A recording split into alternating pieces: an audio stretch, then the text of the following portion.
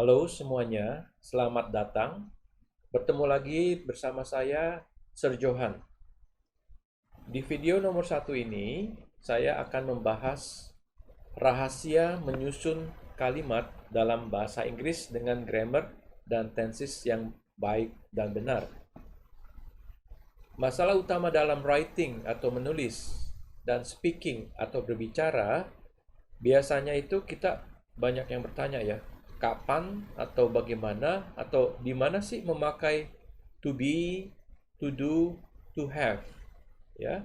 To be itu termasuk is, am, are, was, were, and been, ya. Sedangkan to do termasuk do, does, did, done. Dan to have itu termasuk has, have, dan had. Di sini ada banyak contoh kalimat ya yang sudah dibuat dengan grammar dan tenses yang baik. Contoh number one, why wasn't she your teacher last year? Ya, banyak yang tanya kenapa pakai was. Contoh number three, he didn't teach us yesterday. Ada yang bertanya kenapa pakai did dan kenapa pakai verb one di sini, sir. Oke. Kemudian number five, last week we had visited them, then we watched a movie. Banyak juga yang bertanya kenapa pakai had, kenapa pakai verb 3, sedangkan di sini pakai verb 2. Number 7 misalnya. If she had had much money, she would have bought 5 houses. Banyak sekali yang bertanya, kenapa harus double had di sini, sir? Ya, nanti kita akan bahas. Selanjutnya, perlu diketahui bahwa dalam setiap kalimat di bahasa manapun pasti ada S, P, O, K. Ya, S itu subjek, P itu predikat, O itu objek, dan K itu keterangan. Entah itu keterangan waktu atau tempat. Sedangkan objek, ingat ini ya, objek itu terdiri dari he, she, it, they, we, I, you, atau there, this, that, those, yang semuanya letaknya di depan kalimat. Nah, masalah predikat di sini saya jelaskan lebih rinci. Predikat itu ada dua rumus. Disinilah rahasianya bagaimana menyusun kalimat dengan baik, ya. Predikat ada dua. Pertama, verb atau kata kerja. Contohnya, take, drink, eat, wash, write, cook, learn, hear, dan lain-lain. Ya. Sedangkan yang kedua adalah non-verb atau bukan kata kerja. Nah, contoh non-verb adalah kata ada di sini, kata adalah, dan kata lapar sebagai kata sifat. Oke? Kata sifat itu contoh lain short, tall, far, near, happy, sad, fat, slim, dan lain-lain. Oke? Contoh di sini. Saya ada di Bandung sekarang. Nah, predikatnya ada. Maka itu termasuk non-verb. Kemudian ada 2 mobil di depan rumah saya kemarin. Adanya ini kita anggap sebagai predikat non-verb. Lalu nomor 3, mereka adalah guru-guru kami tahun lalu. Adalah di sini sebagai predikat yang non-verb. Rumusnya ada tersendiri. Oke? Kemudian, yang harus kita ingat, dan inilah rahasia saya sebagai pengajar, saya selalu mengajarkan metode TPS, ya. Karena untuk setiap kalimat yang ingin ditulis atau diucapkan, pertama yang harus kita tanya adalah T-nya apa, P-nya apa, S-nya apa.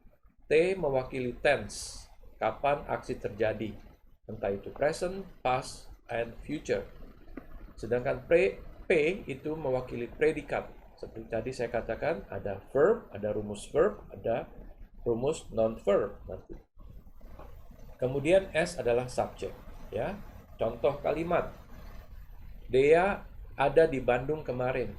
Ya, karena ada kata kemarin, maka kita harus pakai past simple dengan predikat rumus non-verb. Oke. Number 2, kami sudah bekerja di sini selama 2 tahun.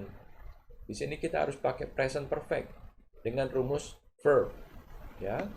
Lalu number 3, Sir Johan sedang mengajar bahasa Inggris sekarang.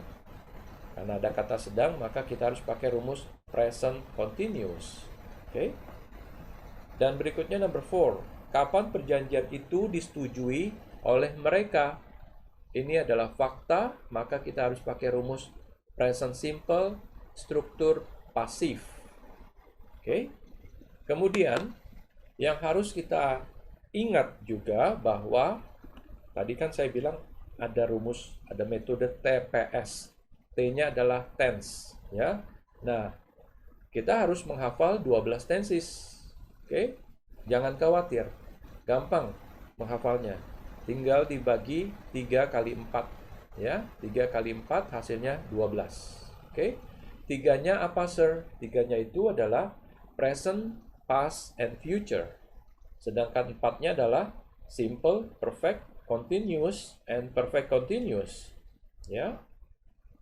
Cara bacanya adalah present simple, present perfect, present continuous, present perfect continuous. Sedangkan past juga sama. Past simple, past perfect, past continuous, past perfect continuous. Future juga begitu, ya. Di sini ada yang keempat, hanya tambahan, ya, sebagai bagian dari future yang disebut past future.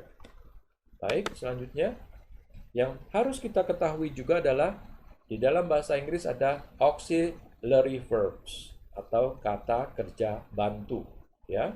Ada 3 macam, ada to do, ada to be, ada to have. Dan macamnya ada verb 1, verb 2, and verb 3.